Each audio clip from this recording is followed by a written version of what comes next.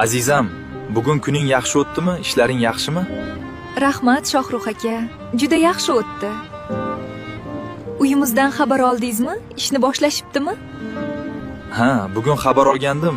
Ustalar ishni qilishni boshlabdi. Ertaga birga borib ko'ramiz agar xohlasang. Ha, albatta. Ishdan so'ng birga boraylik unda.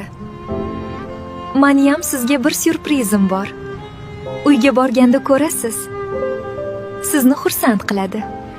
Qizim, Solihaning ishlari ham zo'r bo'lib ketdi qizim. O'zi ishdan charchab keladi. Siz meni katta qizim, katta kelinimsiz. Ishonganman sizga. Siz Solihaga hozir yordam berib turing qizim. O'zi hozir homilador. Bir oz qiynalib qoladi. Voy oyijon, rostdanmi? Homilador ekanlarmi? O'sini bizga indamabdilar-ku. Kichik o'sini men ham eshitmagandik oyijon.